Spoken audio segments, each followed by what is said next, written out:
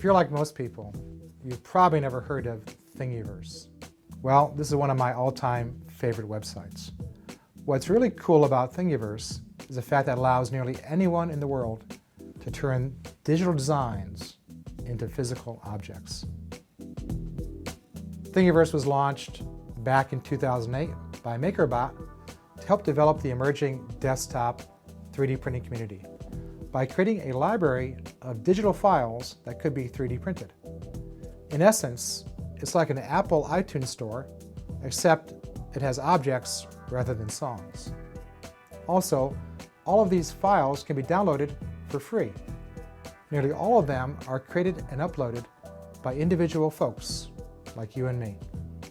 Currently, Thingiverse has files for well over 1 million objects across a wide range of categories, including artistic creations, household objects, and toys and games.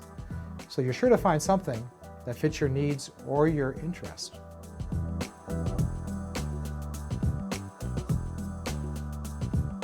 The goal of this exercise is to provide you a hands-on experience with 3D printing, to better understand how this technology works and appreciate its potential impact on marketing in general and placement in particular.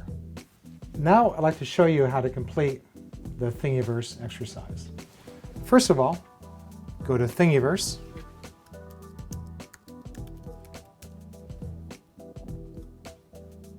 There we are. You notice under the Explore tab, you have a variety of menu options. Click on Things.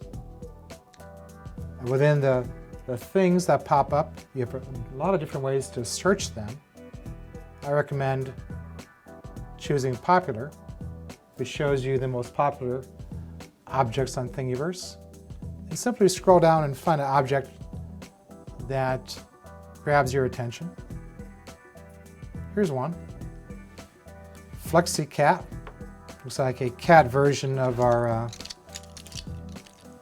whatever the heck it is, an armadillo or something. And take a look at the pictures, and you'll see a description. In this case, it's a pretty short description. It's a flexible cat. And if you click on Comments, you can see what other people have said about this design. And that will give you a sense of 3D printing on Thingiverse. Now, here's the assignment. First of all, record your thing's name and its number. You'll see it on top of the URL. Second, what type of object is this? Remember our 4 categories? Is it a replacement, a substitute, a solution, or a creation? Third, why did you pick this particular object? And finally, I'd like your thoughts on how might Thingiverse or a service like this have an impact on product placement. Well, that's it. I hope you enjoyed this exercise. I look forward to reading more about your Thingiverse thoughts.